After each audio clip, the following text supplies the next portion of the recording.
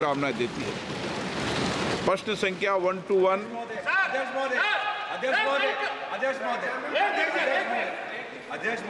प्रश्नकाल में मैंने आपको अलाउ नहीं किया है, आप लिख के दीजिए। नाम आपको अलाउ नहीं किया, आप डायरेक्शन देंगे कि माइक दें? नहीं। प्रश्न नंबर 121। सबसे पहले तो मैं प्रधानमंत्री मोदी जी को श्री धवल लक्ष्मण भाई पटेल जी प्रश्न 121 माननीय सदस्य उत्तर सदन के पटल पर रखा गया है। जी सबसे पहले तो मैं प्रधानमंत्री नरेंद्र मोदी जी को खूब शुभकामनाएं देना चाहता हूं कि मोदी जी दूसरे प्रधानमंत्री बने हैं आज़ादी के इतिहास में, जो तीसरी बार पूर्ण बहुमति के साथ सरकार बनाई है। मैं रेल मंत्री से पूछना चाहता हूं कि बुलेट ट्रेन की निर्माण की वर्तमान स्थिति क्या है, साथ ही सरकार भारत में बुलेट ट्रेन कब तक चलाने का विचार है और उसकी कवरेज नेटवर्क का पूरा ब्यौरा क्या है, चल रही निर्माण के वंदे भारत रेलगाड़ियों की संख्या और मार्गवार और राज्यवार क्या ब्यौरा है, साथ ही क्या सरकार वापी वलसाड से मुंबई दिल्ली तक नई वंदे भारत रेलगाड़ी शुरू करने की योजना, और यदि हाँ तो उसका ब्यूरो क्या है, यदि नहीं तो इसका कारण क्या है? माननीय अध्यक्ष जी, माननीय सांसद महोदय ने जो प्रश्न पूछा है बहुत ही महत्वपूर्ण प्रश्न है। माननीय अध्यक्ष जी, बुलेट ट्रेन एक बहुत ही कॉम्प्लेक्स टेक्नोलॉजी इंटेंसिव प्रोजेक्ट है, जो अगर हम देखें एक नॉर्मल कोई भी गाड़ी हो, जब तक वो गाड़ी 50, 60, 100 की स्पीड से चलती है तो उसके जो वाइब्रेशंस होते हैं, जिस तरह का उसका जो इम्पैक्ट होता है ट्रैक और रेल के बीच में, वो बहुत कम होता है। लेकिन जैसे ही गाड़ियाँ 250 किलोमीटर की स्पीड से ज़्यादा चलने लगती है तो उसके डिज़ाइन में बहुत सारी कॉम्प्लेक्सिटीज़ आ जाती है माननीय अध्यक्ष जी। इसीलिए बुलेट ट्रेन की डिज़ाइन पे एक गहन अध्ययन के साथ बहुत ध्यान से और जापान के जो सबसे अच्छे एक्सपर्ट्स हैं उन एक्सपर्ट्स के साथ चर्चा करके डिटेल डिज़ाइन किया गया है। इसका जो फाउंडेशन है और जो पिलर है और जो वायाडक्ट है अध्यक्ष जी, उस करीब उसमें 320 किलोमीटर का प्रोग्रेस हो गया है। टोटल प्रोजेक्ट 508 किलोमीटर का है, उसमें से 320 किलोमीटर ऑलरेडी फाउंडेशन, पियर और वायाडक्ट बन चुका है। महाराष्ट्र में काम में शुरू में थोड़ी देरी हुई थी, लेकिन जैसे ही श्री शिंदे जी और श्री देवेंद्र फडणवीस जी की सरकार आई, तुरंत उन्होंने सारी परमिशंस दी और अब महाराष्ट्र में भी सारा लैंड एक्विजिशन का काम कंप्लीट हो गया है। बीकेसी स्टेशन का काम बहुत तेज़ी से चल रहा है। माननीय अध्यक्ष जी, इसमें एक और बहुत ही यूनिक चीज़ है, समुद्र के नीचे करीब 30 मीटर नीचे एक टनल बन रही है। वो टनल 21 किलोमीटर की है। वो भारत में पहली अंडर सी टनल बनेगी ट्रांसपोर्टेशन प्रोजेक्ट की, उसका काम भी चालू हो गया है। बुलेट ट्रेन के प्रोजेक्ट पे माननीय अध्यक्ष जी बहुत ही तेज़ी से काम चल रहा है। ऑनरेबल मेंबर जी, मैं रेल मंत्री से पूछना चाहता हूं कि क्या फ्यूचर में वलसाड जो रेलवे स्टेशन हमारे वलसाड लोकसभा में सबसे बड़ा है, वहां से वंदे भारत ट्रेन चालू करने की कोई फ्यूचर में हम लोग अपॉर्चुनिटी देख रहे हैं? माननीय अध्यक्ष जी, अभी जो मुंबई से अहमदाबाद की 2 वंदे भारत ट्रेन हैं, वो दोनों को दोनों वलसाड को टच करके आती है। इसके अलावा भी अगर कोई ज़रूरत हुई तो माननीय सांसद महोदय मेरे से मिलके उसमें और व्यवस्था कर सकते हैं। माननीय मनोज तिवारी जी। धन्यवाद अध्यक्ष जी, आपने मुझे सवाल पूछने का मौका दिया है। सभापति महोदय, माननीय मंत्री जी ने हमारे प्रश्न का बहुत ही विस्तार पूर्वक उत्तर दिया है। पहले तो मैं उनको बधाई देना चाहता हूं। हमारे दिल्ली को 2009 से 2014 तक एवरेज 96 करोड़ का बजट होता था। इस बार इन्होंने 2582 करोड़ का बजट दिया है। अध्यक्ष जी, इसके लिए मैं मंत्री जी को धन्यवाद करना चाहता हूं। लेकिन ये दिल मांगे मोर, अच्छा काम हो रहा है तो और कुछ चाहते हैं। हम मंत्री जी से जानना चाहते हैं कि क्या कोई ऐसी योजना या सर्वे हुआ है जिसमें उत्तर प्रदेश, दिल्ली से उत्तर प्रदेश, बिहार, झारखंड और बंगाल होते बुलेट ट्रेन चलाने की कोई योजना हो, तो मंत्री जी से मैं जानना चाहता हूँ, उसकी जानकारी मिले।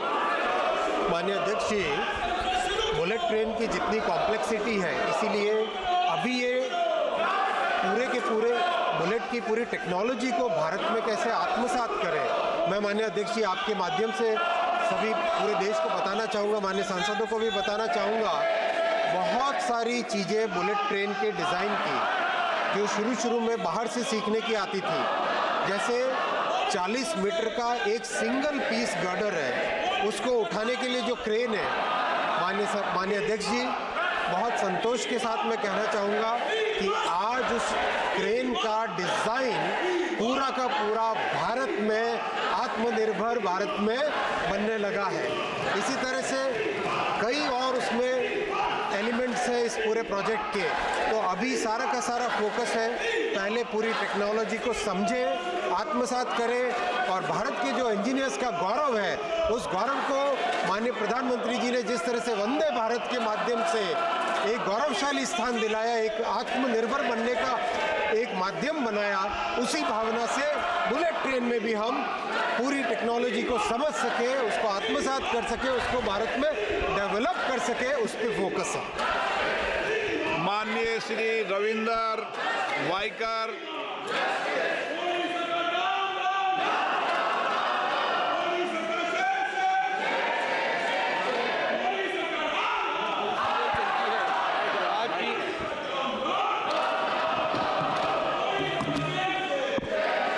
धन्यवाद, मुझे आपने प्रश्न पूछने का अवसर दिया। अध्यक्ष महोदय, महाराष्ट्र में जो कोंकण रेल चलती है, जो आज भी सिंगल ट्रैक पर है, उसके कारण बारिश जैसे मौसम में कई बार ट्रेन रद्द हो जाती है। कोंकण रेल द्वारा रेलवे बोर्ड को 350 किलोमीटर के ट्रैक डबलिंग का आवेदन भी दिया गया था, जो पिछले 1 साल से पेंडिंग है। मंत्री महोदय, मैं स्पेसिफिक प्रश्न पूछना चाहता हूँ। मेरा मंत्री जी से प्रश्न है कि कोंकण रेलवे के महत्व को देखते हुए सरकार इसको डबलिंग ट्रैक में कन्वर्ट करने का निर्णय कब तक लेगी, जिससे कि इस रूट पर महाराष्ट्र, कर्नाटक, गोवा और केरला के बीच की वंदे भारत ट्रेनों का संचालन हो। माननीय सांसद महोदय ने बहुत ही महत्वपूर्ण प्रश्न पूछा है अध्यक्ष जी। कोंकण रेलवे कॉरपोरेशन एक कॉरपोरेशन है जिसमें भारत सरकार, महाराष्ट्र सरकार, गोवा सरकार, कर्नाटक सरकार और केरल सरकार, इन 5 सरकारों का एक ये जॉइंट वेंचर प्रोजेक्ट है और इसमें बहुत सारे काम, महत्वपूर्ण काम है, क्योंकि कोंकण रेलवे मुंबई से लेके all the way up to Mangalore से भी नीचे केरल तक जोड़ने वाला प्रोजेक्ट है। बहुत ही महत्वपूर्ण प्रोजेक्ट है, पूरे के पूरे वेस्टर्न कोंकण क्षेत्र को जोड़ने वाला प्रोजेक्ट है। इसमें इन पांचों के पांचों सरकारों को मिल के इसमें डबलिंग का काम है, सुरंग का जो टनल का एक्सपेंशन करना उसका काम है, ट्रैक को पूरा का पूरा रिप्लेस करने का काम है। उन पांचों की पांचों सरकारों को मिलके काम करना है। मैं माननीय सांसद महोदय से निश्चित तौर पे डिटेल में इसकी डिस्कशन करूंगा और कैसे इस प्रोजेक्ट को आगे ले जाया जाए वो उस पर उसकी व्यवस्था करें। श्री मणिकम टेगोर, मणिकम टेगोर बोलना चाहते हैं? No. Gurmeet Singh Gill, no. Question number 122, Shri Vijay Baghel. माननीय अध्यक्ष महोदय, प्रश्न संख्या 122।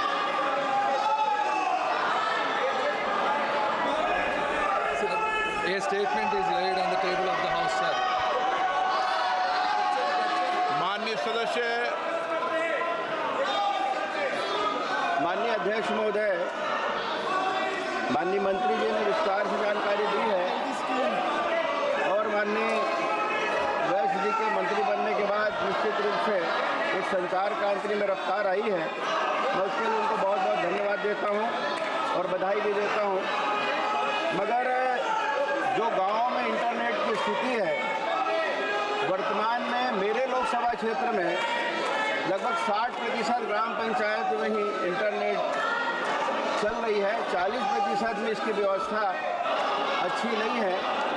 माननीय अध्यक्ष जी, मैं माननीय मंत्री जी से निवेदन करना चाहता हूं कि इसके लिए जो रेगुलर मॉनिटरिंग हो और मेंटेनेंस की व्यवस्था हो, उसके लिए किसी एजेंसी को तय की गई है क्या?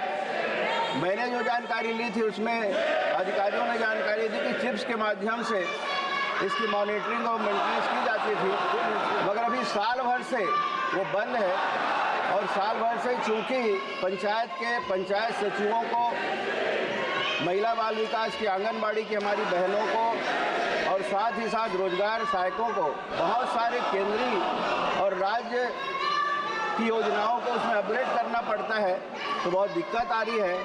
उसके लिए माननीय मंत्री जी से मैं जानना चाहता हूँ, इसके लिए मॉनिटरिंग और मेंटेनेंस के लिए कोई एजेंसी तय की गई है क्या?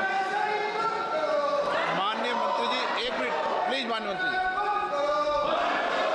मैं सभी आप मंत्रीगणों से आग्रह कर रहा हूँ कि एक सदस्य का जवाब पूरा एक मंत्री दे, आधा मंत्री ये आधा मंत्री ये नहीं।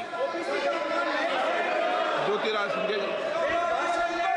अध्यक्ष महोदय, आपके निर्णय का पालन होगा।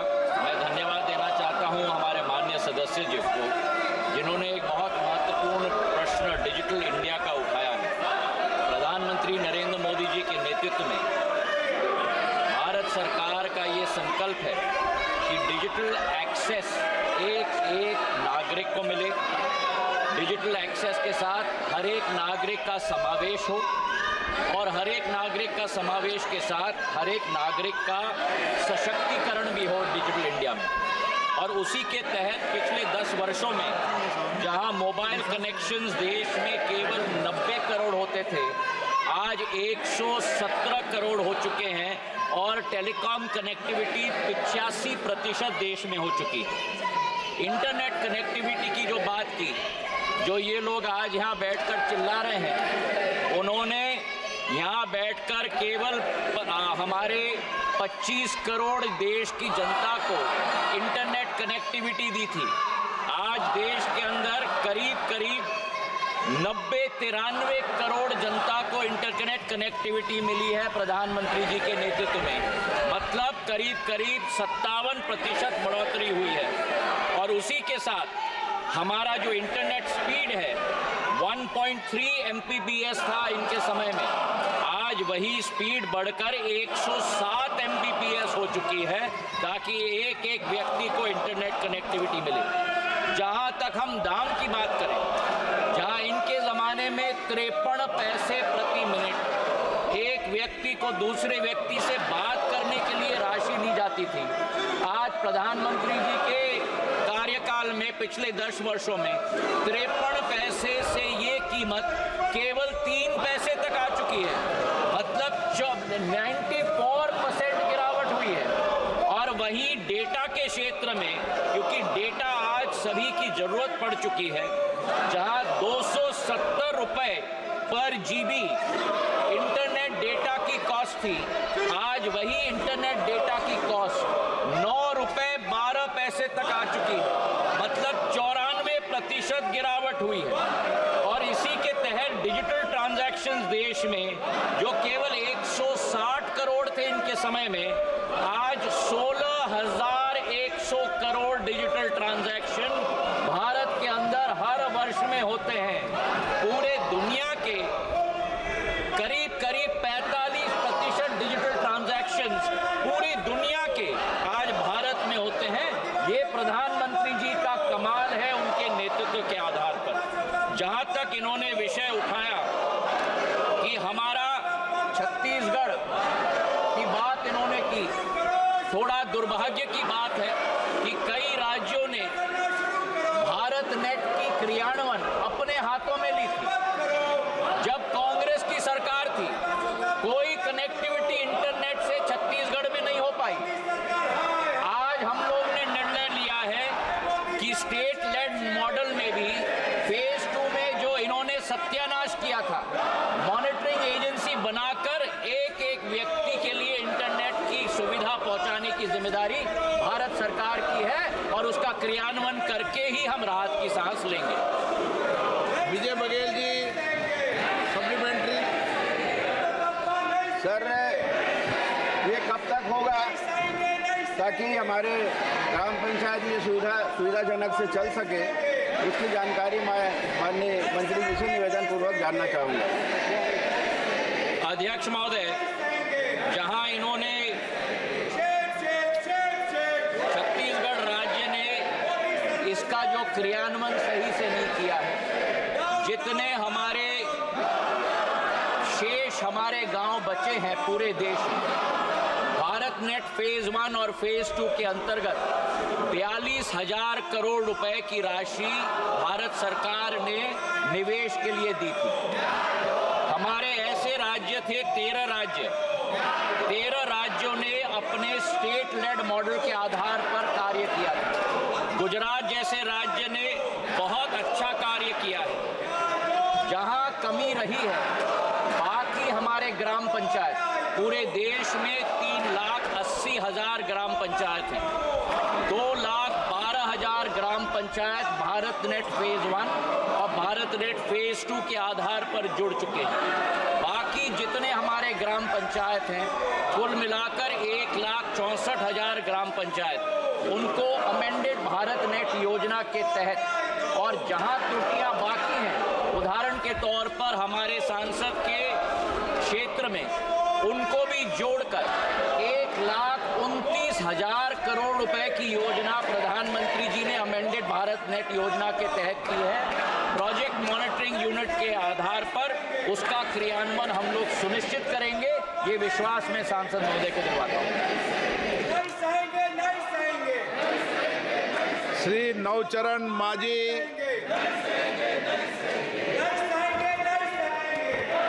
स्पीकर सर, मेरा मयूरभंज संसदीय क्षेत्र, जो कि महामहिम राष्ट्रपति महोदया का भी गृह जिला है, मैं माननीय मंत्री जी का आभार व्यक्त करता हूं कि आज 5G की सुविधा हम लोगों को मिल रही है। स्पीकर सर, मयूरभंज एक आदिवासी जनजातीय क्षेत्र है। वहाँ बहुत ऐसी जगह है, आज भी है, जहाँ की नेटवर्क भी नहीं आ रहा है। सरकार इसके लिए कुछ विचार कर रही है, ऐसे सुदूर क्षेत्रों में नेटवर्क आ सके। संचार क्रांति आने के बाद बेशक हर गांव में स्मार्टफोन पहुंच गए हैं, किंतु सस्ती इंटरनेट व्यवस्था के अभाव में लोगों को इसको पूरा लाभ प्राप्त नहीं हो पा रहा है। आशा करता हूं कि महामहिम राष्ट्रपति महोदय के गृह जिले मयूरभंज पर विशेष ध्यान देते हुए यहाँ इंटरनेट आदि के आधुनिकतम सुविधा पहुंचने से हमारे इस जिले के गरीब और पिछड़े हुए आदिवासी भाई बहनों को विकास की मुख्य धारा में आने का अवसर मिलेगा और वो राष्ट्र के विकास में अपना भरपूर योगदान कर सकेंगे। धन्यवाद। अध्यक्ष महोदय, मैं धन्यवाद देना चाहता हूं सांसद महोदय को। उड़ीसा एक बहुत महत्वपूर्ण राज्य है। आज उड़ीसा में अगर हम इंटरनेट की कनेक्टिविटी देखें तो कुल मिलाकर उड़ीसा में करीब 2.5 करोड़ लोगों के पास इंटरनेट की कनेक्टिविटी है, जो करीब 50% इंटरनेट पेनिट्रेशन हो चुका है। 50% इंटरनेट पेनिट्रेशन होते हुए करीब 99% पेनिट्रेशन शहरी क्षेत्र में हो चुका है और करीब 45% इंटरनेट कनेक्टिविटी ग्रामीण क्षेत्र में हो चुकी है। जो मैंने अभी पूर्व के प्रश्न में उत्तर दिया, उड़ीसा भी वो एक राज्य है अध्यक्ष महोदय, जहां राज्य सरकार ने भारत नेट 2 के आधार पर ये निर्णय लिया कि हम भारत नेट 2 का क्रियान्वयन हम स्वयं करेंगे और उस क्रियान्वयन अक्षमता के आधार पर जो कनेक्टिविटी दी गई है एक गांव की, वो एक लीनियर फॉर्म में दी गई है। और ये मैं माननीय सदस्य जी को समझाना चाहता हूँ, जब लीनियर फॉर्म में ग्राम पंचायत से गाँव को जोड़ा जाता है, अगर बीच में एक तार कट जाए तो जो उस लाइन में सारे गांव हैं वो सारे गांव कट जाते हैं। जबकि आधुनिकता के आधार पर ये जरूरी था कि रिंग फॉर्म में कनेक्टिविटी दी जाए। जब रिंग फॉर्म में कनेक्टिविटी दी जाती है तो अगर एक तरफ से कनेक्टिविटी टूट गई तो दूसरे तरफ से गांव को कनेक्टिविटी निरंतर रहती है। उड़ीसा सरकार ने ये निर्णय नहीं लिया था, इसलिए आज हमने ये निर्णय लिया है कि जितने गांव हैं हमारे पूरे देश के अंदर जहां जहां लीनियर टेक्नोलॉजी इस्तेमाल की गई थी, अमेंडेड भारत नेट प्रोग्राम के जरिए सारे गांव को हम रिंग फॉर्मेट में कनेक्ट करेंगे 1,40,000 करोड़ की योजना के आधार पर, ताकि कनेक्टिविटी निरंतर रहे, एक्सेस सदैव रहे, सशक्तिकरण आम जन के लिए सदैव रहे और पूरी तरह से समावेशी ये योजना क्रियान्वयन हो पाए। श्री नामदेव कृष्ण।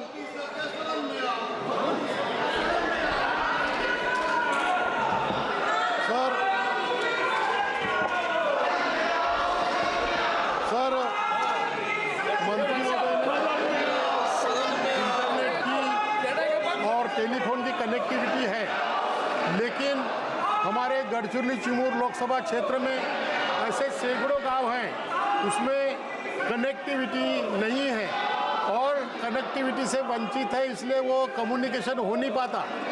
पीडीएस सिस्टम के द्वारा जो राशन दुकान से आप 5 किलो फ्री अनाज देते हैं और बाकी वो जो अन्न सुरक्षा कानून के अंतर्गत अनाज मिलता है वह मशीन पर अंगूठा लगाए बिना दिया नहीं जाता। लेकिन इंटरनेट कनेक्टिविटी नहीं होने के वजह से आपके सदस्य प्रश्न पूछ रहे हैं, आपके दल के सदस्य पूछ रहे हैं, आप उनको बोलने नहीं दे रहे। आपके दल के माननीय सदस्य प्रश्न पूछ रहे हैं, आप बोलने नहीं दे रहे उनको। ये तरीका ठीक नहीं। माननीय मंत्री जी। सर, गढ़चिरौली बहुत महत्वपूर्ण आपके दल के लोग प्रश्न पूछ रहे हैं और आप बोलने नहीं दे रहे उनको। तरीका ठीक नहीं है। नो, ये तरीका ठीक नहीं है। सर, गढ़चिरौली बहुत महत्वपूर्ण क्षेत्र है मेरे महाराष्ट्र का। सर, मराठा होने के नाते मेरी एक भावनात्मक लगाव इस क्षेत्र से भी है। महाराष्ट्र में जितने भी हमारे गांव हैं वहाँ हमारी रूरल कनेक्टिविटी कुल मिलाकर महाराष्ट्र में आज करीब 90% हो चुकी है। शहरी क्षेत्र में 100 से ज़्यादा प्रतिशत और ग्रामीण क्षेत्र में करीब 52% कनेक्टिविटी हो चुकी है। इसी के साथ जहाँ तक हमारे पूरे देश के अंदर करीब 6.5 लाख गांव हैं अध्यक्ष महोदय, और 6.5 लाख गांव में से करीब 6,20,000 गांव हमारे आज इंटरनेट और मोबाइल कनेक्टिविटी के साथ जुड़े हुए हैं। उसी के साथ साथ आज महाराष्ट्र में हमारे टोटल ग्राम पंचायत भारत नेट फेज़ 2 में 12,513 हमने लिए हैं। 50,000 किलोमीटर की ऑप्टिकल फाइबर केबल हमने ले की है और करीब 9,500 हमारे ग्राम पंचायत पूरी तरह से इंटरनेट केपेबल हो चुके हैं। लेकिन कई ऐसे गांव हैं जो आज भी इस सुविधा से वंचित हैं। करीब ऐसे 24,000 गांव हैं पूरे देश के अंदर। उनको मोबाइल के साथ कनेक्ट करने के लिए, इंटरनेट के साथ कनेक्ट करने के लिए प्रधानमंत्री जी ने एक विशेष पैकेज निकाला है 22,000 करोड़ रुपए का, और इस 22,000 करोड़ के पैकेज के आधार पर सारे गांव देश के अंदर मोबाइल के साथ कनेक्टेड हो जाएंगे और यूएसओए फंड के आधार पर, यूनिवर्सल सर्विस ऑब्लिगेशन फंड के आधार पर पूरी राशि दी गई है इन 22,000 गांव के लिए कि पूर्ण रूप से कनेक्टिविटी इनको दे पाए, जिसमें गढ़चिरौली जिला भी शामिल है। माननीय प्रतिपक्ष के उपनेता, आपके सदस्य माननीय प्रश्न पूछ रहे हैं, आप उनको रोक रहे हो। ये रोकना ठीक नहीं है, ये तरीका ठीक नहीं। उसको रोको मत हो। बोलने की स्वतंत्रता सबको है, आप उसको रोकने जा रहे हो। नो, ऐसा मत करिए। ये सदन है, सदन में किसी को क्यों रोकते हो? नो, ऐसा मत करो, ऐसा मत करो। नो, ऐसा मत करो। वह नए सदस्य आए हैं, अपने इलाके की बात पूछ रहे हैं, आप उनको सीट पर जाकर रोक रहे हैं। ये ठीक नहीं। नो, अच्छा नहीं, ऐसा नहीं। क्वेश्चन नंबर 1, 2, 3 अरविंद सावंत जी, श्याम कुमार दौलत जी, माननीय मंत्री जी। उत्तर सदन के पटल पर रखा गया माननीय अध्यक्ष जी। गणेश सिंह जी।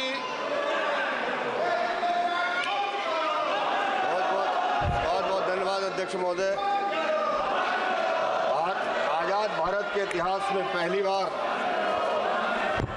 रेल के विकास में जितना तेजी गति से काम हुआ है, वर्तमान में 7.5 लाख करोड़ की लागत से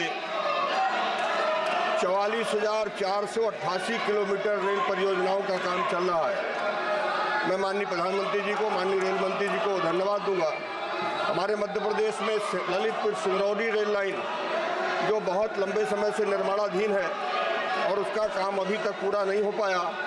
सतना से नागौद, पन्ना, खजुराहो और रीवा से सीधी सिंगरौली, ये 2 जो खंड हैं दोनों अभी काम इनके पूरा नहीं हो पाया। मैं मंत्री जी से पूछना चाहता हूं कि इनका काम कब तक पूरा करेंगे। दूसरा विषय, हमारे सतना रेलवे स्टेशन जो शहर के भीतर है, माल गोदाम की शिफ्टिंग का मामला था कैमा में, उसका भी काम अभी तक नहीं हो पाया। और जो विश्व स्तरीय रेलवे स्टेशन बनने वाले हैं उनमें भी हमारा स्टेशन था, उसमें भी अभी काम शुरू नहीं हो पाया। मंत्री जी से मैं जानना चाहता हूं कब तक ये सारे काम शुरू हो पाएंगे। माननीय अध्यक्ष जी, वैसे प्रश्न महाराष्ट्र से संबंधित था, लेकिन मान्यवर सांसद महोदय ने जो प्रश्न पूछा है ललितपुर सिंगरौली, ये प्रोजेक्ट पूरे के पूरे मध्य प्रदेश के लिए बहुत ही एक महत्वपूर्ण प्रोजेक्ट है।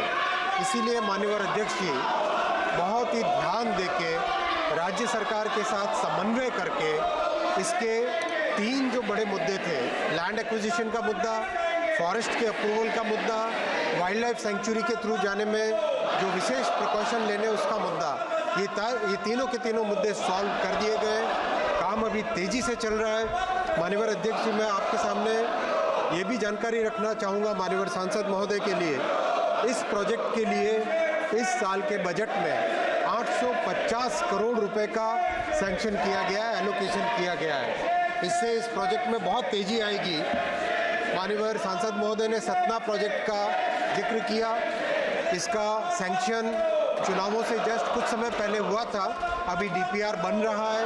डीपीआर में भी मैं माननीय सांसद महोदय से निवेदन करूंगा, उनका गृह क्षेत्र है तो आके अच्छे अपने सुझाव दें। और माननीय अध्यक्ष जी, करीब करीब हर स्टेशन में ये ध्यान रखा गया है जो शहर की संस्कृति है उस संस्कृति के हिसाब से स्टेशन का डेवलपमेंट हो। और वही मैं आपसे निवेदन भी करूंगा, आप जब भी आएँ और उस डिज़ाइन में भी अपने इनपुट्स दें। Question number 124 Shri Dilip Saikia.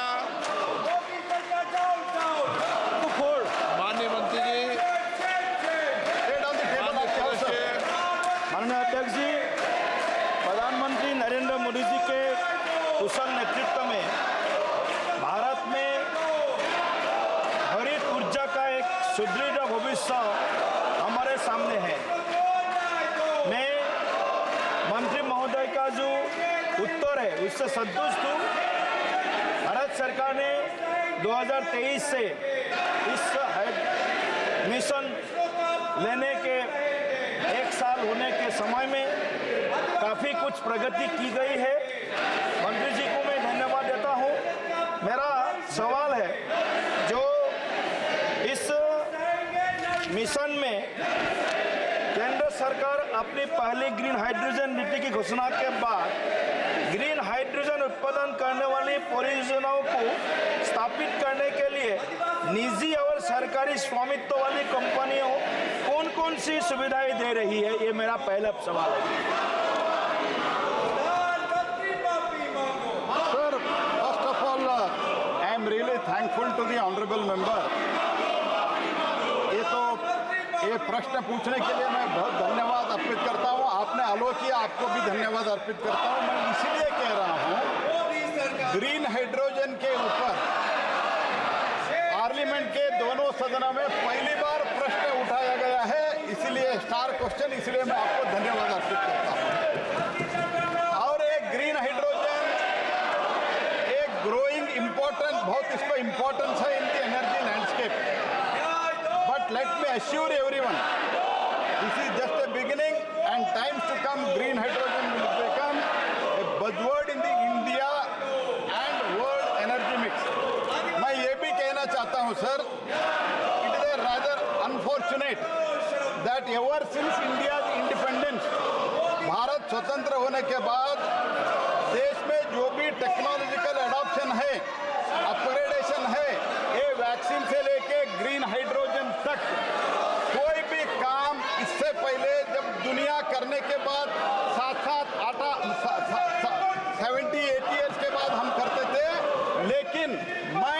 प्रधानमंत्री नरेंद्र मोदी जी को धन्यवाद अर्पित करता हूं।